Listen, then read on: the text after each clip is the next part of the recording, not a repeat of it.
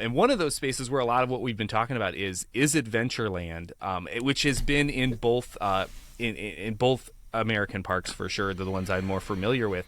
And I know we have a giant, magic carpet one in the middle of the Florida one, but we, magic carpet of Aladdin is interesting choice there, but it's there, and it will be for who knows how long. And as far as Adventureland goes, Adventureland as a whole, that's my last one of my kind of easy Disney classic tiki, from what I understand. Is Adventureland as tiki as those other things that I've So you brought think up it's to easy. you? You think it's an easy question. It is not. Adventureland is very interesting because, tiki, I don't want to say tiki is a narrow thing. There are two extremes when it comes to tiki. There's the extreme that says tiki can only be this one thing, and there's the extreme that says tiki can be anything. And generally what happens is it's somewhere in between. Adventureland is like, you take a ring, and tiki, like hardcore tiki, is at the center of that ring. Adventureland is probably in the second ring around it. Okay. Original tiki and ideas of it, explored different areas of exoticism. So what was exotic to American, white middle-class Americans back in the 50s? Yes, the Polynesian islands, but also like jungle areas, and Africa and parts of Asia, India. It makes sense that parts of Adventureland would be seen as tiki, but it also crosses over into like the age of exploration. The Jungle Cruise is sort of like that. We're going down the Jungle Cruise and we're seeing all these animals that we're seen as exotic. That's more of an Asian feel. There's some Africa. You're going down the Nile, and then you go to Asia and Cambodia, so there's some of that in there. Indiana Jones ride is some of that, but it's not hardcore tiki. But the thing is that you can go into a tiki bar and see Indiana Jones stuff. You can see Goonies stuff. Yeah. So I wouldn't have expected that. there's one tiki bar that's all Goonies, and I think it's in Ohio, in Oregon, which makes sense.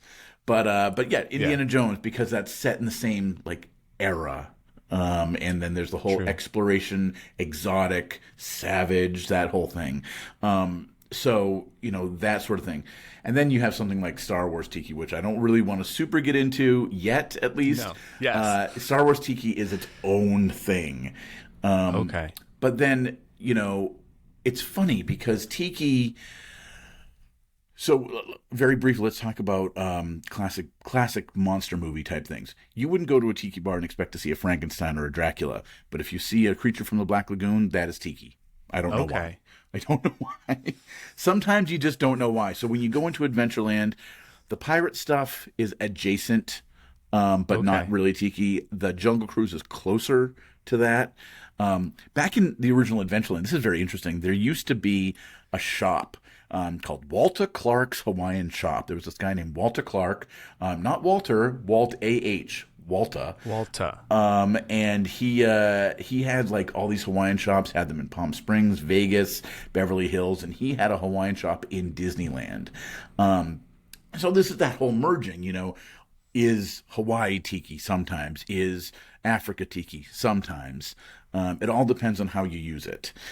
And so Adventureland is sort of a mishmash of all these different styles, eras, influences. I mean, you could say the same thing about Main Street USA. For sure. Especially Disney World, where we have 4 different eras that come in together in the middle of Main Street USA. Liberty Square even is like an imagined Hollywood version of what like colonial era was. Everything is a Hollywood dream here, including the original tiki bar. Trader Sam or Don the Beachcomber lived in Hollywood. The first bar opened in Hollywood, and he stuffed it with Hollywood props. It wasn't ever supposed to be really South Pacific. Gotcha. Yeah, so that does give me. So I like this idea that you presented me with, kind of these rings of tiki and how adjacent. Kind of, are we on target? Is kind of what I could think of, like the big Target logo, and where are we in the logo? Yeah. So, if you like this video, like and subscribe. If you really like this video, visit synergylovescompany.com for the full audio podcast.